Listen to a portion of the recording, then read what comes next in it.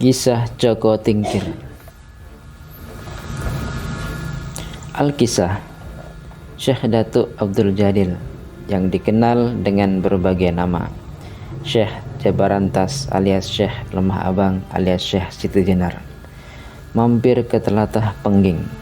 Saat itu Pengging merupakan sebuah kerajaan kecil yang wilayahnya sekarang berada di sekitar Kabupaten Boyolali, Jawa Tengah.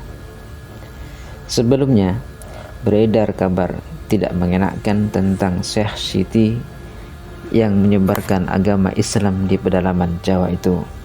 Di saat sebagian besar persebaran Islam mendominasi pesisir utara Jawa, kehadiran Syekh Siti Jenar di wilayah pedalaman dianggap sebagai ancaman, belum lagi ajarannya yang dinilai nyeleneh.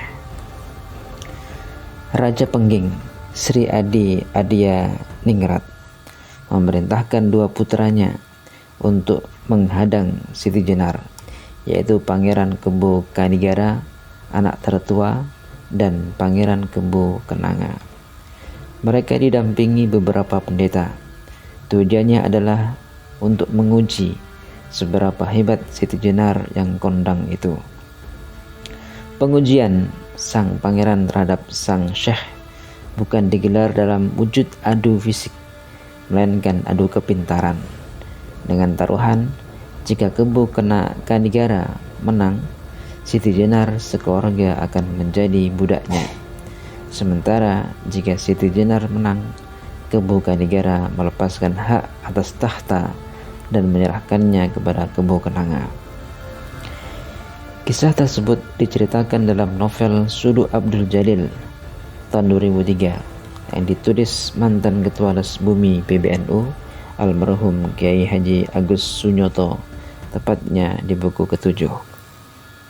Singkat cerita, pertarungan teka-teki dan kepintaran tersebut dimenangkan oleh Siti Jenar setelah tak satu pun pertanyaannya mampu dijawab oleh Kebo Kanigara beserta para pendeta yang dibawanya. Sementara semua pertanyaan yang dilontarkan Kebo Kanigara dijawab dengan sempurna oleh Siti Jenar. Satu pertanyaan yang mengunci kemenangan adalah saat Kebo Kanigara melemparkan pertanyaan yang menurutnya paling sulit dan tak mampu dijawab dengan kata-kata. Apakah arti dari ungkapan uninang, unineng, dan uninong? Tanpa disangka, Siti Jenar mendekati Kebo Kenanga dan menutup telinga putra Raja Pengging tersebut. Tak lama kemudian, Kebo Kenanga pucat pasi dan gemetaran.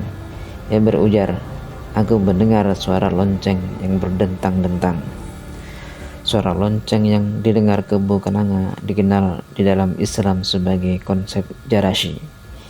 Ia dikisahkan sebagai perantara turunnya wahyu kepada Nabi Muhammad SAW yang dirasakan paling sakit dan paling sulit.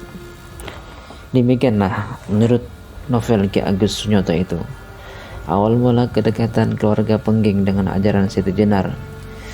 Hal ini menimbulkan reputasi orang-orang Pengging sebagai pengikut Islam bercorak angbangan.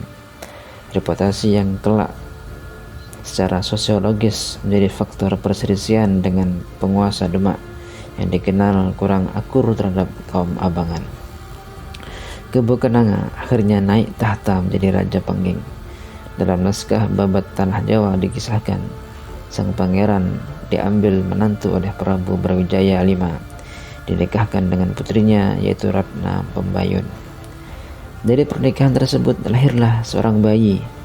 Kebetulan saat itu sang ayah yang dikenal juga dengan Ki Ageng Pengging Sepuh sedang nanggap wayang beber.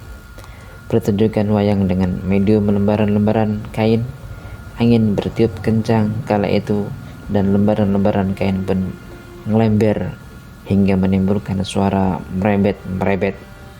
Akhirnya dinamailah bayi tersebut dengan nama Mas Karebet. Mas Karebet kelak tampil menjadi seorang kesatria terkenal dengan nama Joko Tingkir. Ia mengabdi kepada Raja Demak dan diangkat menjadi menantu. Namun, lagi-lagi kedekatan keluarga Pengging dengan ajaran Siti Jenar menimbulkan banyak perlawanan. Joko Tingkir kemudian mendirikan Kesultanan Pajang dan berkuasa dengan nama Sultan Hadiwijaya. Kekuasaannya diteruskan oleh putranya Pangeran Benawa dan seterusnya dan seterusnya. Hubungan dengan Trah Gus Dur menurut versi Haji Abu Bakar.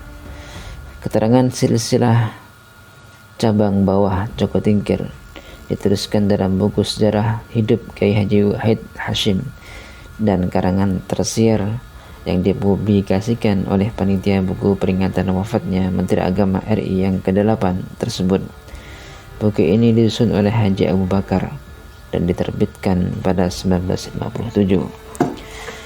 Buku itu memuat salah satu versi silsilah Kiai Haji Wahid Hashim, ayah Presiden RI keempat, Abdurrahman Wahid alias Gus Dur, yang tersambung dengan Joko Tingkir. Disebutkan bahwa Joko Tingkir memiliki putra bernama Pangeran Benowo yang kemudian berputra Pangeran Sambo, berputra Ahmad, berputra Abdul Jabbar, lalu berputra Sihah atau Sihah. Dari Sihah, galur Andayaningrat terpecah. Dari putri bernama Fatimah turun ke Kiai Haji Abdul Wahab Hasbullah, kemudian ke Kiai Haji Hasyim Asy'ari melalui putri bernama Layyinah. Nyai Layyinah itu diceritakan menikah dengan seorang ulama di Jombang bernama Kiai Usman.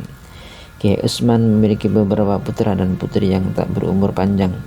Namun pada 1851, Kiai Usman dikaruniai seorang putri yang diberi nama Halimah.